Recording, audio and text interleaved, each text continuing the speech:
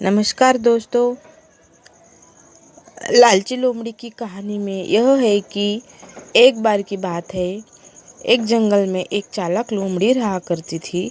गर्मियों के दिन थे और वह भूख से परेशान होकर जंगल में भटक रही थी।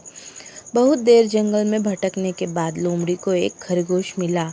लेकिन खरगोश मिलने के बाद लोमड़ी ने खरगोश को खाने की बजाय उसे छोड़ दिया, क्योंकि वह इतना छोटा था कि उसे खाने से लोमड़ी का पेट कहाँ भरने वाला था।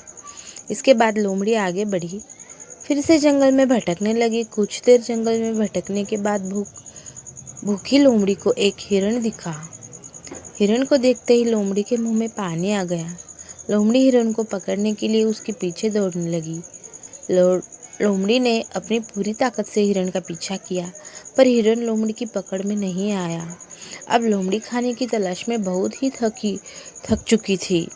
जब लोमड़ी के हाथ हिरण भी नहीं लगा तो लोमड़ी सोचने लगी कि इससे अच्छा होता वह छोटे से खरगोश को ही खा लेती, जिसको उसने छोड़ दिया था।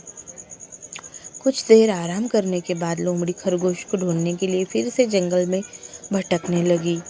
जंगल में खरगोश को ढूंढते ढूंढते लोमड़ी वहां पहुंची जहां उसने खरगोश को देखा था, लेकिन लोमड़ी को वहां खरगोश नहीं दिखा।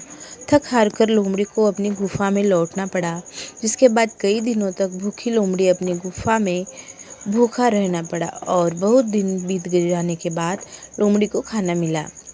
कहानी से सीख यही मिलती है कि उपरोक्त लोमड़ी की कहानी से हमें यह शिक्षा मिलती है कि हमें लालच नहीं करना चाहिए। यदि लालच किए बिना संतोषी जीवन जीते हैं तो आप सुखी रहते हैं।